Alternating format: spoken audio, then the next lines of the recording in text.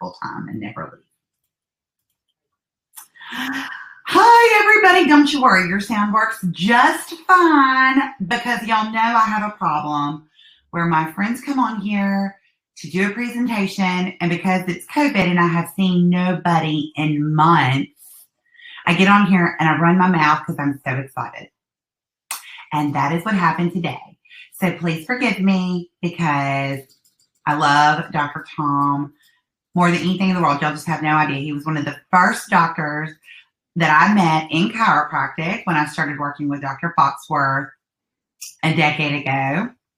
Tom, did you realize we've known each other that long? No, I did not. I'll tell you how long it's been. It's when he still lived in the northwest part of the country before he moved down south. And so I just want to say that he is like my go-to guy. And I've been very dependent on him lately when it comes to what our doctors need to do when they're thinking about retirement. And I'm going to say it like this. I tell students when I teach at chiropractic colleges across the country, it is never too early to start thinking and planning ahead for when you're going to exit. And I learned that from all of the wonderful teachings of Dr. Tom. He has been working in chiropractic for over 2 decades, has helped over 3,000 chiropractors to sell, buy, and grow their chiropractic offices. His blog is hands down one of the best resources in chiropractic. If you are not going to the strategicdc.com, reading his blog posts on a regular basis, you're totally missing out. It is literally on my favorites at the top of my computer. It is something that I check multiple times a week, and I often refer people to his site when they have questions about billing, coding, compliance, in addition to selling their practice. His information is absolutely incredible, incredibly timely. He is staying on top of the resources, not to mention he is really good friends with some amazing people who are also past guests and presenters on this webinar series. We have tons of mutual friends. He's not just a resource for me, he's a resource for them as well. So again, I'm going to pop it up into the chat box. I want you to save it into your favorites, and you really should go and look at his blog posts because they are phenomenal. And if you are thinking that you're going to be selling your practice in either the near or not so near future, he is definitely your go-to guy to help you to make that a successful transition into retirement.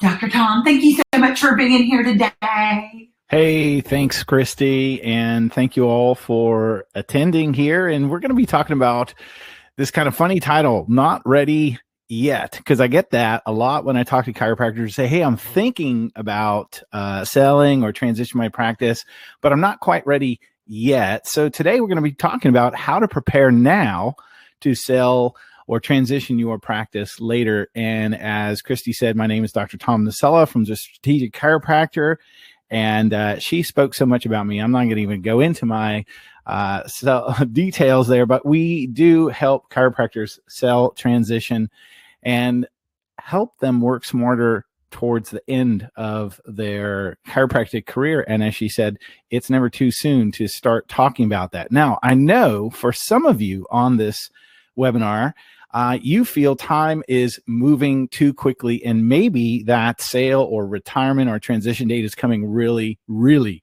quickly for you. Others, you needed to be out yesterday, and you're just wondering how to do it. There still may be others of you here on this webinar that feel you might be ready soon, not quite sure, but soon, and others are still confused about what to do next. So in other words, if you're wanted to get out soon, but you're not all the way ready, what do you do? And that's what we're going to be talking about here. And it is confusing because really there are kind of 12 transition options that you have. And if you look at this list, I've crossed out the 3 at the bottom right because liquidation sale means you're just getting rid of your equipment. Record sale means you're just getting rid of your records and shut down. Those are bad options. We don't want those. The blue circle, family transfer, meaning you're selling your practice or transferring it to your son, daughter, or a family member. That's cool, but there are not many people that are in that position. Remote management means that you are managing your practice from afar. And if you're a very large practice and if you have the ability to do that, that's great, but that's not for everyone. An investor sale is where you actually sell your practice to an outside investor who will pop in their own team to run the practice, or at least their own doctor. And again, that's not available for everyone because they tend to want very large and very profitable practices. But the list on the left still represents 6 options that are very much available to many practices. The traditional sale, where you sell the practice and leave, what we call the sell and switch, where you literally sell the practice on the front end, but then you stay around after the sale for an extended period of time to work with or for the buyer. The associate buy out and buy in or earn in. And really the difference between those are both time sales, and it depends on, well, is somebody giving you money and down payment, or are they kind of earning in sweat equity? And then we have the traditional partnership, a kind of a 50-50 or 51-49, where you combine 2 practices, or a hybrid partnership where you literally sell off a piece or a portion of your practice, not necessarily equal 50-50. So even, again, looking at that list, it can be tough to decide which is the best route for you. And if you are here, though, I need to tell you that your countdown has already started. So you might be able to see this little switch there on your screen. And I don't know where it is anatomically. We did not study it in chiropractic school, but I know for a fact that it is there. It's what I call the invisible switch. And what it means is that when you start thinking about selling, about transitioning, about maybe slowing down or moving toward retirement, there's a little switch that goes off somewhere in your brain, and you kind of move in that direction with your thoughts. It gets very attractive and exciting, and it is tough to turn that switch off. In fact, some of you get so excited when that switch goes on that you'll take your hands off the wheel of your practice, which is a bad thing. But I'm happy that you're here, because one of the things that if that switch is on in your brain, you need to know what to do with the remaining time you have in practice, how to sell, how to transition successfully, because there literally are 4 big bumps in the road awaiting you. And I want you to avoid all of them, because these are bumps that could be like gaping potholes that you don't want to drive your car into, or that can actually wreck your sale. The first is actually in your head, that you just need to realize no one's ever perfectly ready. You know, you're leaving a little piece of something behind. Something's not quite perfect, no matter how you dress up. It could be like even this unsettling feeling that you came out of the toilet and there's a little bit of toilet paper, whatever it is. There is no one who is perfectly ready in all aspects for their sale or your transition. Just get that out of your mind, because that will prevent many people from getting out well, because they wait till perfection arrives. And the road bump number 2 is that it is tough to time your business transition or sale perfectly as well. In fact, if you were to draw a simple bell curve graph, it would look like this, that I call the sell curve, which really is this. If we look on the left side of the graph where it says struggle, that's where everybody starts. You know, you have little income, but you have a lot of passion and enthusiasm, and you kind of build your business and you grow your business until you hit that stability phase. Okay. And then as you're growing, you will hit the peak of your success. Now, the success peak is different for everyone. Some people may go higher and create more income, do more volume, whatever it is. And they may even be able to ride out that success phase for longer periods of time. But eventually what happens is this.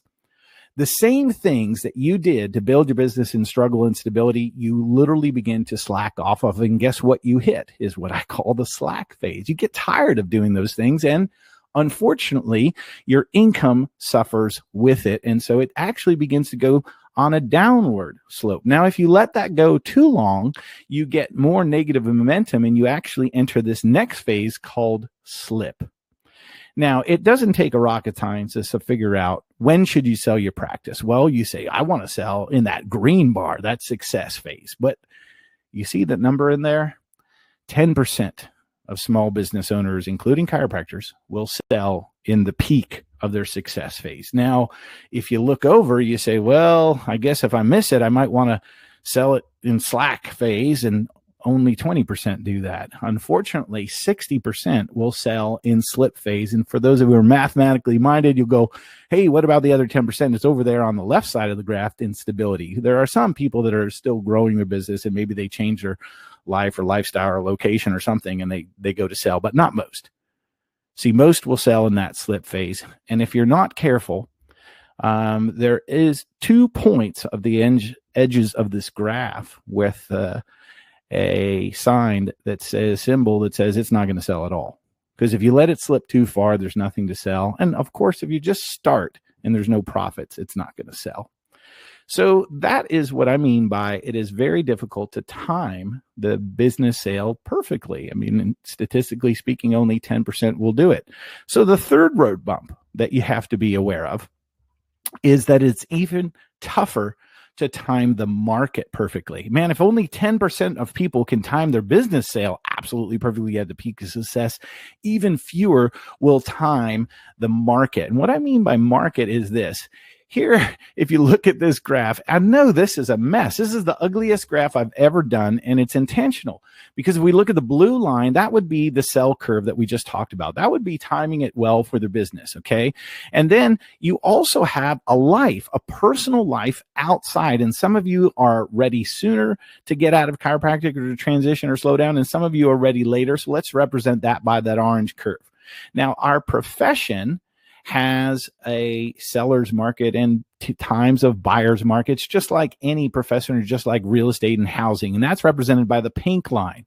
Now, interestingly enough, your state where you live also goes through those demographics to where, hey, maybe more people are moving into your state at this time or moving out or whatever. And so those peaks and valleys go represented by the green line. And then lastly, even if your state is doing well or not doing well, really it comes down to, does a buyer want to live in your local area, your city, your town, your area there? And that is represented by the red lines. Now, as you can imagine, trying to line all that up, well, there are only 2 really easy, obvious places that you can do that. And that's the bottom of the one side of the curve and the bottom of the other. But to actually time that all perfectly is pretty nearly impossible. So you have to be very careful of when people say, hey, I want to get out now. It's a good time in the market now. Well, I don't know that that's going to be a significant factor in your sale, because there's a 4th bump in the road that you need to remember.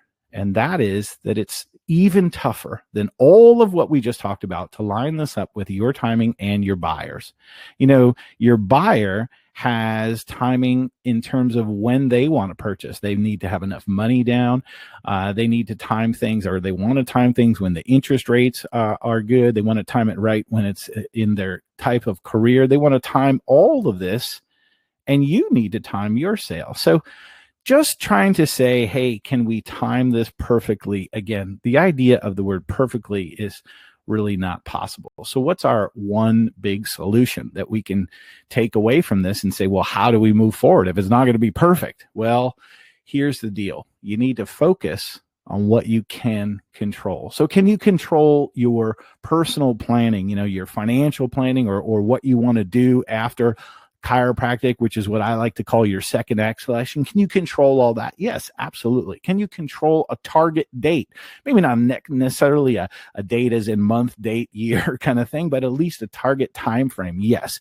Can you control the readiness of your business, your chiropractic practice? Well, most don't, but yes, you can. And that's what we're going to actually focus on in the remainder of this webinar. That's what we're going to dive deep into, is how do we actually plan now so that we can control our exit success, our sales success, our transition success within our practice. And really, there are 12 fixes, I call them, to focus on. Now, here's the cool news.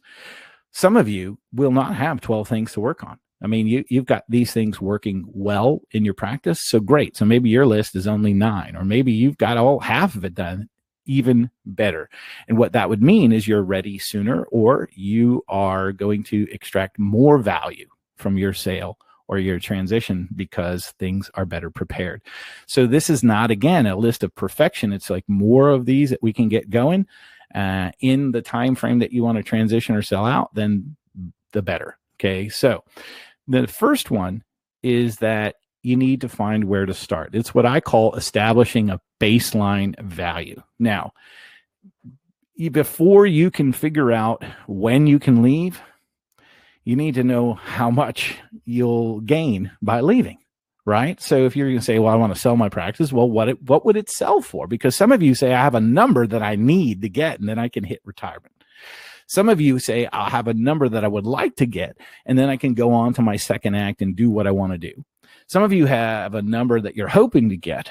Well, all of that is in regards to the value of your business. So that's why number one thing you need to work on and fix and focus on is establishing that baseline value. And it can be done in one of three ways. One is you can just guesstimate it. And if you've read my website at strategicdca.com, read articles, heard my webinars before, I can give you a rough guesstimate formula for what your practice is worth. And so can a lot of people. They can ballpark, and they say you'll hear numbers as low as maybe 50, 60% of the collections average over the last couple, 3 years, all the way up to maybe 70, 80% of that collections average. But here's the problem with a ballpark guesstimate is that, are you cool with that ballpark being off? And off means it could be $50,000 off, $100,000 off, or more. Because what the ballpark does not take into account is, well, what are you actually making out of the practice? If we just ballpark it on collections, what do you actually take home? If we just ballpark it on collections and we go, well, but this practice has $100,000 worth of equipment, and this practice has $20,000. If we just ballpark it on that, it doesn't take into account any variables for the location, the type of practice you might have, whether that's cash or insurance or whatever. There's a lot of things missing, but a guesstimate will at least get you in the ballpark. So again, on the low end in chiropractic, you'll hear things like 50 to 60% or maybe up to 80% of the collections average. Now, beyond a ballpark guesstimate, if you're honing in on your home stretch, then it's time to get a valuation. Okay. And that would be a more formal application to establish the value of your practice. And we do that with chiropractors, where we will go in and we'll gather the information that we need in terms of their collections, their practice stats, profit and loss statements, all that, put it all together and get a ballpark, not a ballpark, but a valuation that gives them a range using standard bank formulas. Okay, because in most of the cases, most of the people that are going to buy your practice are going to go to a bank, get a loan. And so therefore, it makes sense that we use bank formulas to value your practice. It'd be like trying to bill something to insurance, but you don't want to use any CPT codes. Well, then the insurance isn't going to pay you. So the same thing, we can create a value, but if we're not going to use the same or similar formulas the banks are using, then it's not going to be valid either. The banks aren't going to want to lend. Now, lastly, there are some of you that may be in a category where you're not ready to sell yet. In fact, you have some things that you want to fix first, and you want to either have a guesstimate or what we call in our coaching program an instant estimate, which is a little more than a guesstimate and less than a valuation. And that gets you more in the ballpark. And it's for comparison purposes. Said, hey, if we were to sell it now, what would be the estimated value of what it would sell now? And then what we do is we help our clients work to improve their value, to work on the elements, a lot of which we're going to be talking about in this webinar, so that they can improve their sale value, okay, and improve the attractiveness of the practice. So that's what an instant estimate is. But all of those things are going to be establishing that baseline value, okay? The second thing that you can focus and work on, if you're not quite ready yet, is to do what we call a SWOT analysis. Just look at your strengths, your weaknesses, your opportunities, your threats. So for example, you say, hey, what are our strengths? What is our practice doing well right now? Do you have a good flow of new patients? Do you have a lot of maintenance people? Do you have steady collections? What are the strengths of the practices? And then go the opposite direction. What are the weaknesses? What are the things that we need to improve? And maybe it's, well, we have very few new patients. I mean, we have a lot of existing or good volume here, or maybe our collections are a little low, whatever it might be. What are the opportunities that we have? What's not being filled in our local marketplace or even within our practice? Maybe we don't take advantage of some things, some revenue building services that we could, and those would be opportunities.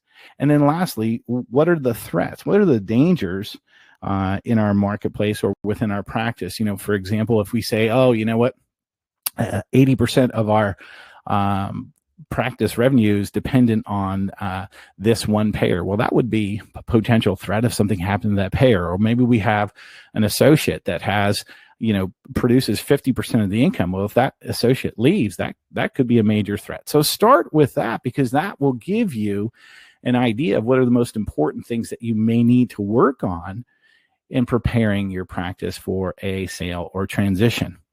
Number 3 then is to fix what I call the visible curb appeal challenges. So if we look at this picture, we go, well, that is a very visible curb appeal problem right there. No roof on the house or anything like that. And yes, the very first curb appeal, when I say curb appeal, people think of their facility, think, oh yeah, my carpet probably does need to be replaced, my walls are are a little old looking, I've got dated pictures, or whatever it might be. And granted, your facility can be a challenge if it is ugly as this picture, right? But beyond that, what you need to focus on is what I call referability. Now, a lot of you will say, hey, I'm very referral based. We have a strong referral base, but I'm talking about visible. Nobody could tell that when they're going to buy your practice, but online they can. So for example, do you have a good website? Do you have a lot of positive reviews online? Those are visible curb appeal, not challenges, but positives for referability, because again, they can't tell. Every chiropractor I talk to says, well, we have an excellent reputation in community. How do you translate that into something the buyer can see? Well, online, if you've got 100 5-star reviews, that probably says you got a good reputation in community. If I go and Google your name and up pops a 1-star Yelp review and no website, I don't care what you say about your reputation in community. What it says online is you do not have a good reputation. So fix visible curb appeal challenges in that area. And then lastly, fix visible curb appeal challenges in the area of profitability. When you go to sell your practice, what you need to know is in the valuation part, we will look at your profit and loss statements or your tax returns to help derive the value of your practice. But even more importantly than that, when a buyer or a bank looks at those things, what do they see? Now, I understand, and even banks understand to a degree, the idea of discretionary expenses, the idea that you say, oh, well, I have a very good accountant and they make everything look like an expense. Well, here's the challenge with that. If everything looks like an expense to the point that it does not even look like your business makes any profit, you may have a curb appeal, a challenge there. Because if a bank looks at that quickly and they go, oh, this business isn't even making any money, or a buyer who understands less than all of that, they'll say, this business isn't making any money. So there are some challenges that some of you will have in that respect. And I can tell you this, in 2020, during COVID, this is becoming even more important to show the profitability of your business. All right. Number 4 is be more budget minded. So let me explain what I mean by this. And again, we understand discretionary expenses. And in some ways, when we do the valuation on your practice, we're actually kind of unwinding what your accountant does. Their job is to make everything look like an expense, to reduce your taxes. Our job when we show a valuation is to actually show everything we can as profit. Now, there are some rules about that. And the rules come in this area called discretionary expenses. And I'll give an example. So one person says, hey, I run a business vehicle through my business. And they lease it, let's say, and it costs $12,000 a year. Well, unless you're literally practicing out of your car, then that's a discretionary expense. It's not necessary to run your business. And it would be easy for anybody to spot that. But some of you have a lot of other things hidden in there.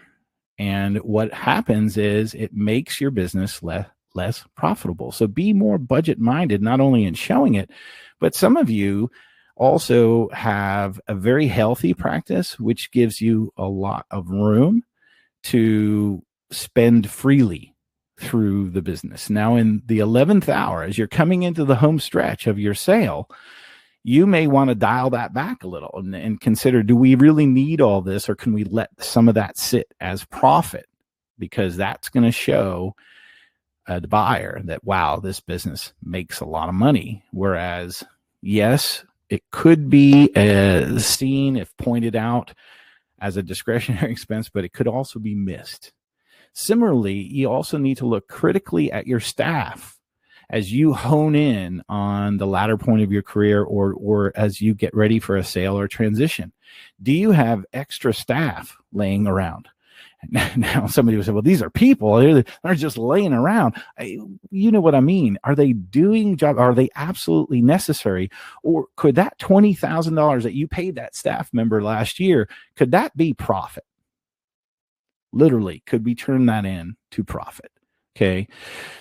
And similarly, be more budget minded in terms of your fees, because there's two sides of a budget. There's the expenses, but there's also income. And some of you have not raised your fees in so long that you're literally giving up income. And if, again, we want to show the business as profitable as possible, then really we want as much income. And if it can be achieved by a simple thing like raising your fees, then do it.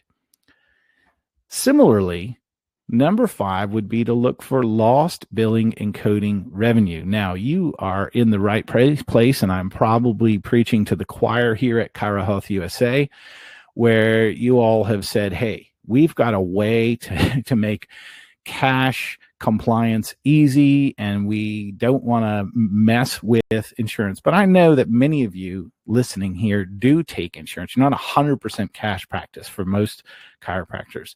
And that means that you could be losing money by not properly billing or coding things.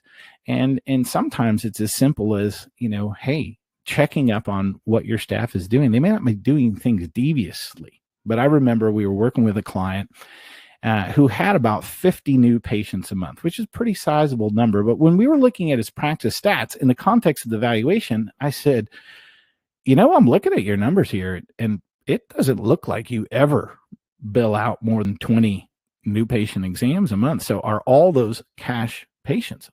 Because, if I see 50 new patients coming in a month, you're only billing out 20 to insurance, and where are the other 30 going? And he said, no, we're about 95% insurance.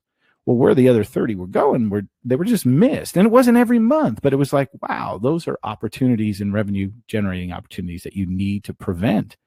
Because had you not caught that, had you not fixed that, or whatever, those will not translate to profit later on. Now, number 6 is something that many sellers do not consider. But you need to solidify the systems and procedures that you have in your practice in writing. And let me explain why, and then I'll explain what. The average buyer, you have to get in their head, okay? The average buyer is someone who has probably practiced for anywhere from 2 to 5 years or so. They've been an associate for a while. They've learned some things, and then they learn some things about themselves. They've learned some clinical skills from whatever office they've been in. And what they've learned about themselves is maybe they're not willing to stay as an associate forever. They might have realized that, hey, the only way they're going to make any real money is to be a practice owner. What they also might have realized about themselves is they're not entrepreneurial enough to start their own business from scratch. Guess what that makes them? Buyers. Now, one of the reasons that buyers are buyers and not startup business owners from scratch is they don't want to reinvent the wheel. And so when they come into your practice, or when they talk to you about purchasing your business or anything, if you are able to show them, hey, or at least talk to them about, hey, you know what, we've got everything dialed in here. We've got employee manual in writing. We've got administrative procedures in writing. We've got our clinical protocols in writing. We've got all of this. It's like a playbook or a template. You just follow this. Now, of course, they're going to be free to, add their own color into it. But what this tells them is they don't have to reinvent the wheel. They don't have to do it all from scratch. And they didn't want to do that from scratch anyway. So this is a huge thing if you are able to have your practice dialed in. Now, I know many of you, if you've been in practice for 20, 30 years, you go, Tom, I've got it all dialed in. The problem is it's in between your two ears. It's not in writing. It's nowhere to be found. And so now what you're doing is, instead of helping the buyer, you're actually playing into their biggest fear, that when you leave, there goes all the knowledge, there goes all the patients, there goes the staff, whatever it might happen. But if you have it in writing, now they're thinking, this is what I want. This is why franchise sales, outside of chiropractic, are so popular. Like, well, why would anybody want to buy a McDonald's franchise? Because it doesn't take it. It's not rocket science. You just go in there, do what they do, boom, So treat your practice sale and your business similarly, and solidify those systems and procedures in writing. Now, along with that is number 7, that you may have the need to clean up some collection problems, and you may even need to create or clean up collection policies. See, again, you've had relationships with patients over the years, and some of you say, my patients are so great, they all pay. But you know what? I look at an AR report and I go, if they all paid, there would be nothing on this AR report. They don't all pay. And you might say, well, that's mostly payers. Fine, mostly payers, but what are your procedures for billing this out that properly, and follow-ups? What are your procedures and financial policy for, yes, I know you don't like to admit it, for those patients who don't pay? Because they're there and they're sitting on your AR report. If you don't realize that, if you don't believe that, ask your office manager, your billing staff, whoever it is that does your billing, say, print me out an AR report. All that is money that you've worked for and you have not been paid. And you will watch the aging dates go to 0, 30, 60, 90, 120 days. Now, some of you will say, well, that stuff, that old stuff, that's all PI cases that I'm waiting to come in. That's great. Dive in a little deeper. You find out, well, maybe it's 80% PI. So in other words, the other 20% represents people that owe you money for a really long time. That's a failure in a billing procedure or a financial policy. You need to fix that stuff. Here's the other reason you want to fix it. You may or may not sell your AR with your practice sale. Some do, some don't. Well, if you keep your AR and say, well, that's money that I can be making after my sale, that's great. But if it's money that will never come in, it's not great. So fix those policies now. On the other hand, if you sell your AR with your practice, guess what? AR is always discounted at the sale, because your buyer knows, or the bank that's lending to them knows, that it's not going to come in 100% and it's not 100% reliable. But the older your accounts receivable is, guess what? The bigger the discount. So these billing procedures and policies will not only help you in the present to produce more income, to get things running more smoothly, they'll help your sale in the future as well. And this last bullet here that you see, payer performance analysis. Now, I'd like to just use the old 80-20 principle that you've probably heard a million times over and apply it right here. We've got 80% of our income from 20% of our payers or patients. You've also got 80% of your problems from 20% of your payers. So do a little analysis and realize, hey, if we have a limited bandwidth, a limited time frame. If you said to me, hey, Tom, I want to get this thing ready because I'm not ready yet. Remember, that's the whole title of the webinar. You said, I'm not ready yet, but I want to get this thing ready to sell in 6 months. I will tell you, you can only do so many things. You don't have unlimited bandwidth. I mean, you got to take care of your patients. It's not like you got all the time in the world just to work on your practice. So if you say, hey, I've got a limited bandwidth and I need a limited number of problems that I can move forward. And if you notice that this one payer or two payers or whatever it may be causes most of the problems, cause most of your payment troubles, is responsible for most of your AR, you may need consider giving that payer the boot. That's what I mean by a payer performance analysis. Okay, so number 8 is to secure staff and providers. Okay. We kind of mentioned it before in the budget area, but there are some staff that you have that, they're taking money, but they may not be proportionately serving you. A simple staff grading tool will help you when you grade your staff member. I mean, everybody wants to believe that they're doing A-level work. And in one way, if you point out their flaws, their deficiencies, things they can do better, then they can maybe move toward that. But there are other staff that, if they're an F, they may never improve to a decent level, and you may need to let them go and save that money. On the other side of the coin, you may have some staff, particularly providers, that do such a great job for you, it would be a significant blow to your practice revenue or your sale if they left.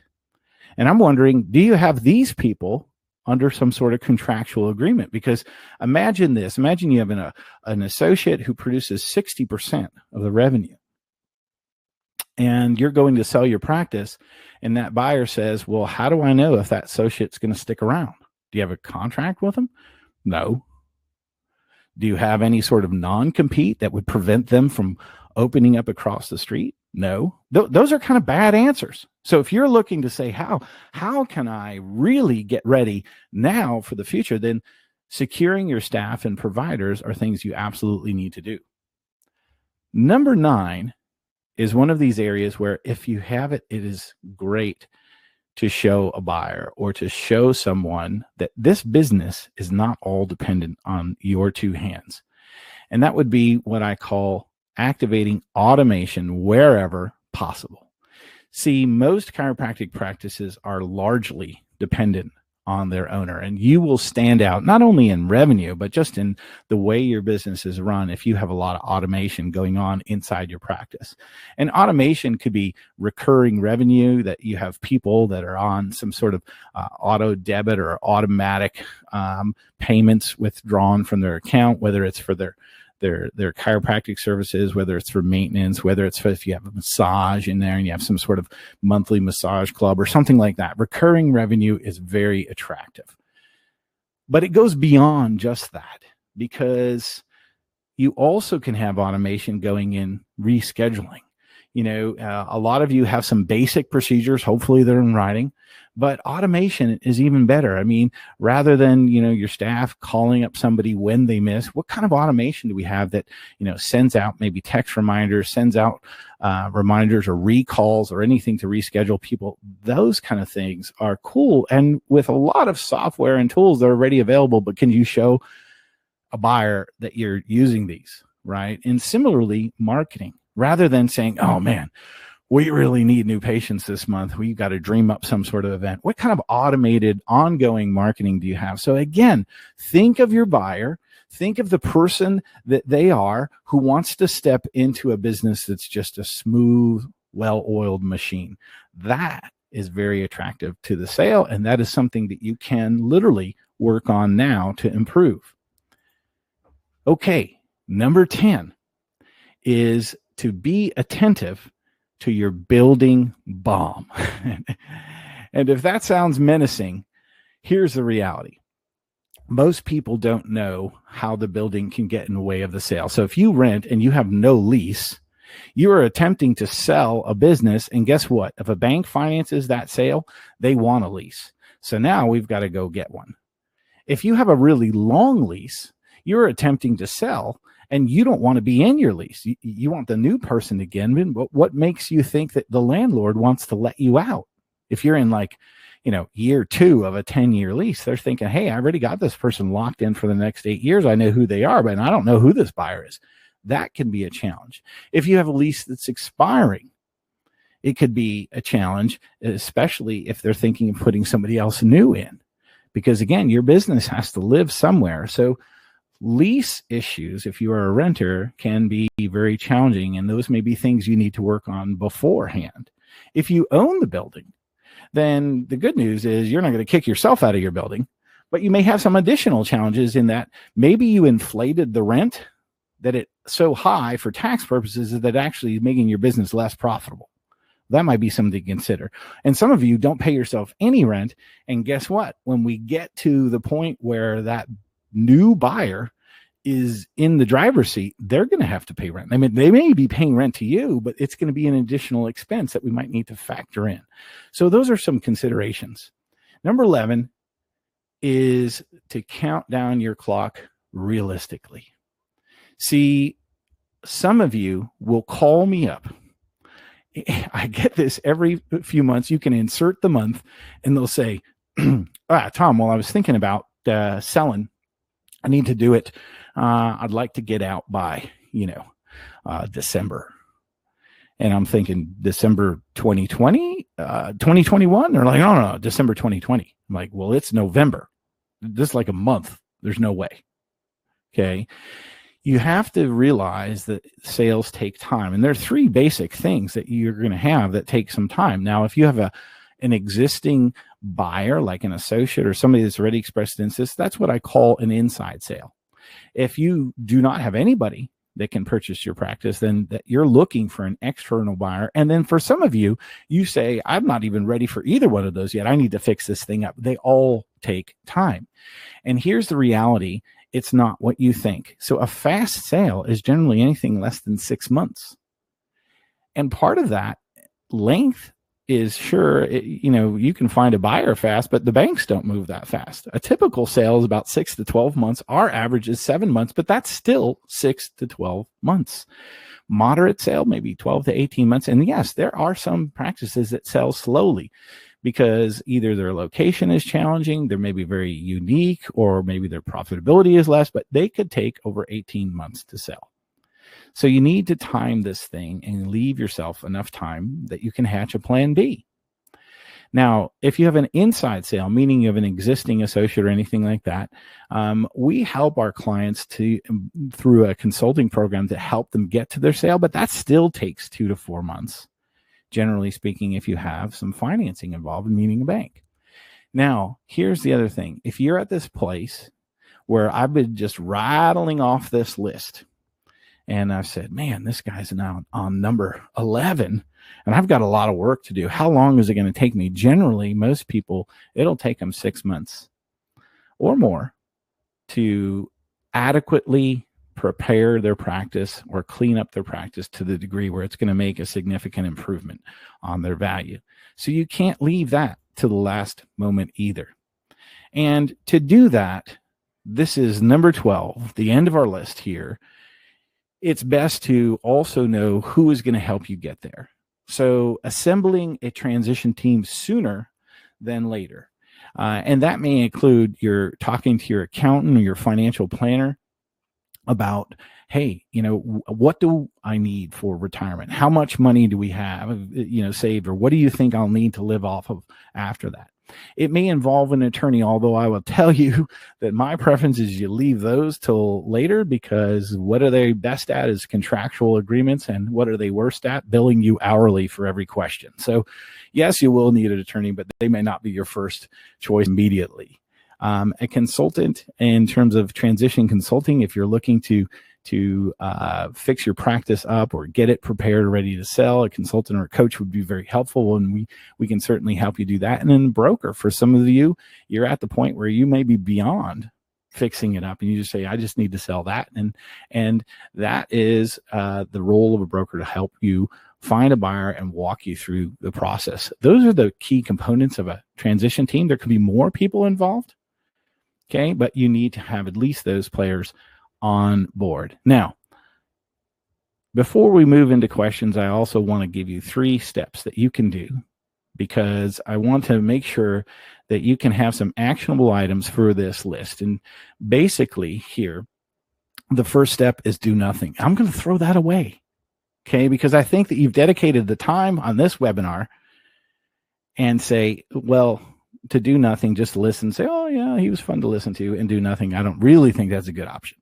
Okay, so option number 2, which is really option number 1 in my mind, is to fix the features of your practice. Okay, now when I mean fix, it's more like the guy on the left. It's kind of like polish up, shine the business that you have, not full on rehab your practice. If your practice is so bad that the point that it looks like the vehicle on the right, it may not be fixable, just may have to sell it. Okay.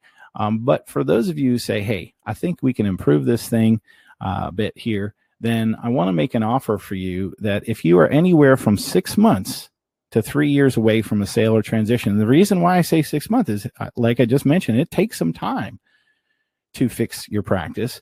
And you want to prepare your practice or better position its attractiveness. And here is a very important distinction. You can dedicate the time and resources to improving your sales success. See, it doesn't improve on its own. So you need to be able to dedicate the time and resources to do that. If that's you, then I'd love to offer you a free focus session call where we can determine some growth points and some points where we can improve your curve appeal. And if it's appropriate for you and if you fit, then we'd even offer you a special offer to get in our Shine to Sell coaching program. What's that all about? Well, it's all designed to help you fix your practice, to shine it, polish it up before you sell. So if that's you, go to strategicdc.com/fix, and you can take advantage of that offer there. Now, the second step, which is really step 3, because we threw out that first one, is to move forward. You say, hey, this is great.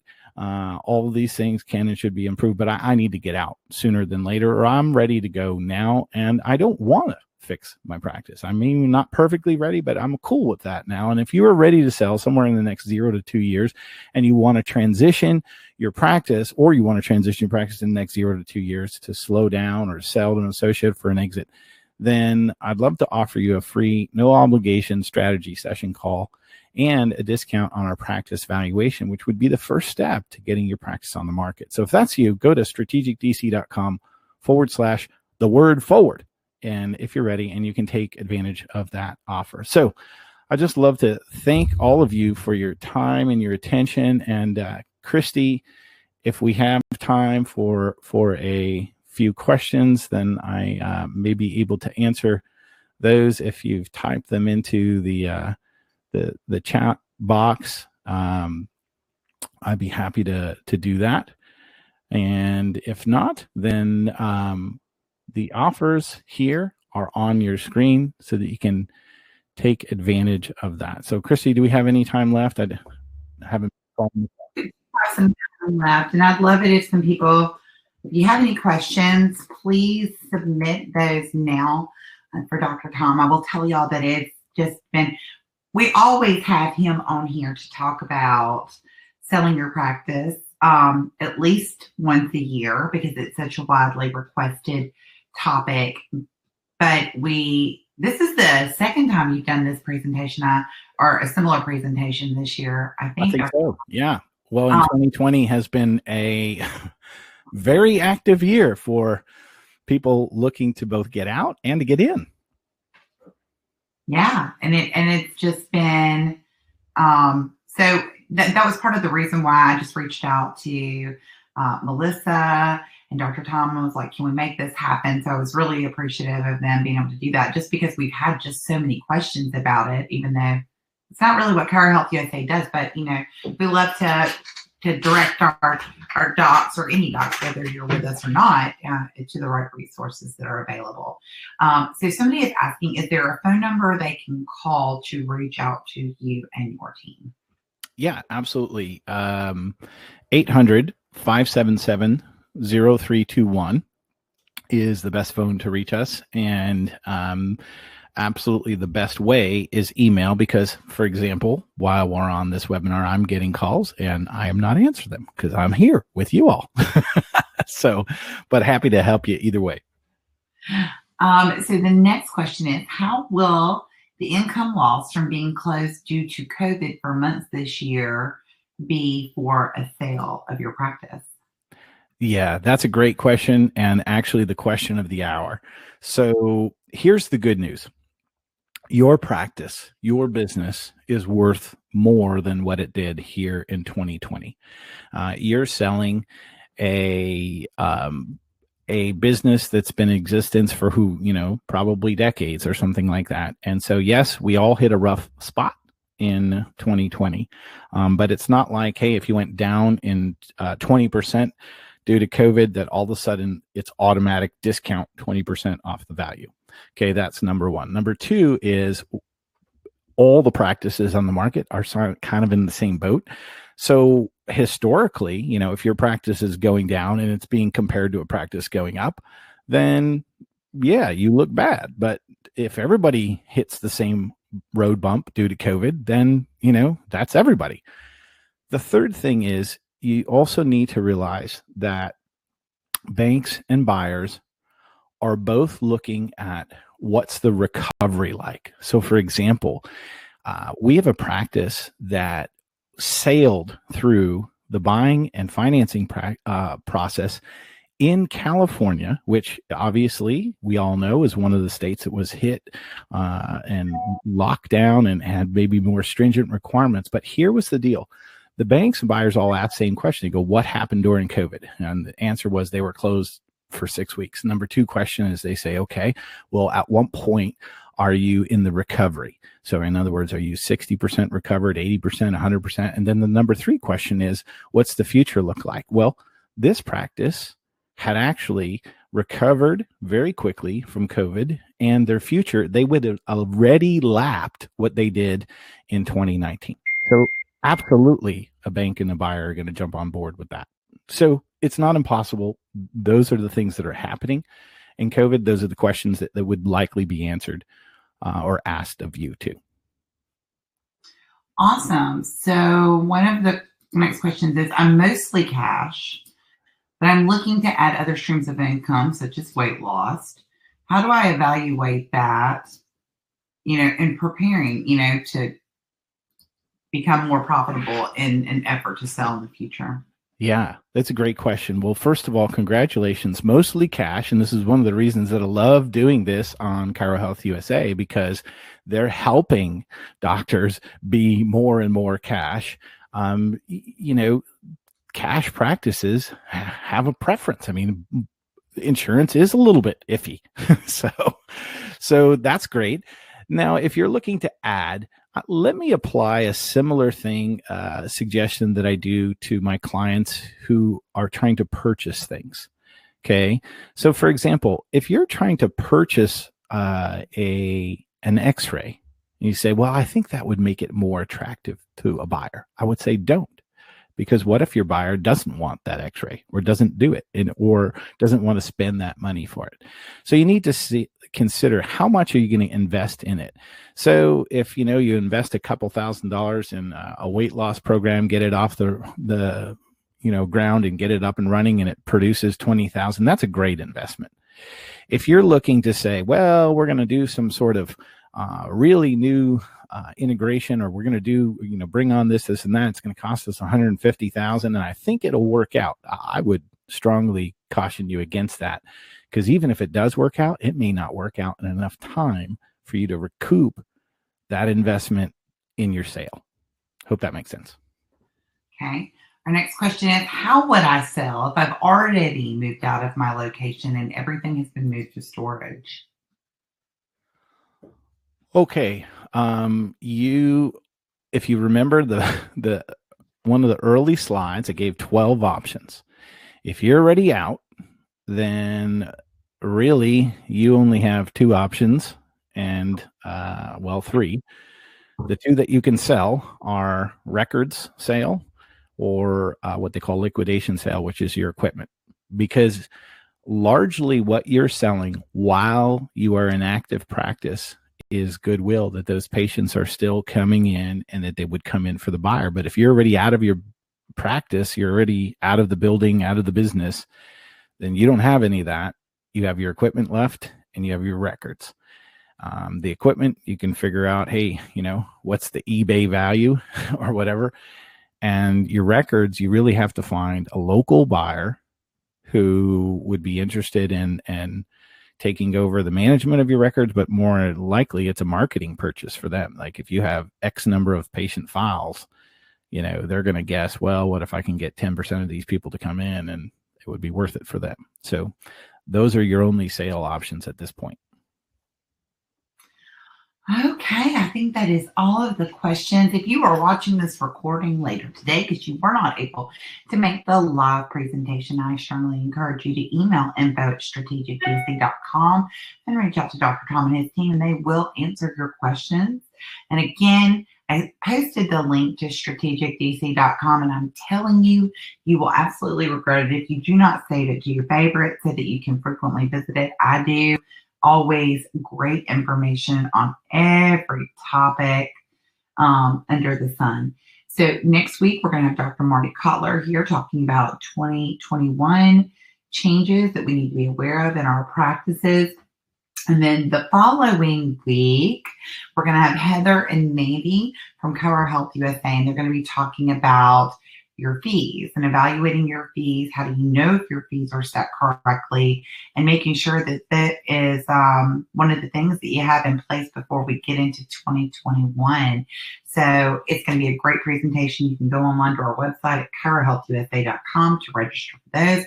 We do encourage you to please share your feedback by completing the survey link that we posted in the chat box, and let us know what you thought about today's presenter and presentation and what topics you're looking forward to hearing about in 2021. Dr. Tom, thank you so much for always being willing to be a part of our webinar series, especially on a topic that is so timely and on a lot of people's minds, considering the last couple of months and the insanity we've all experienced in 2020. Absolutely, Christy. Thanks for having me. It is my pleasure. Everyone, I hope you have an amazing day and a fabulous week, and I will see you next time. And yes, this information was recorded today. A link will be sent to everyone who registered. So if you are on here live, you will get a link to this presentation in about an hour. And again, it's always posted under archived webinars, where you can search for Dr. Tom specifically, or on selling your practice as a topic, and you will see it pop up. Thank you, everyone. Have an amazing day. Bye-bye.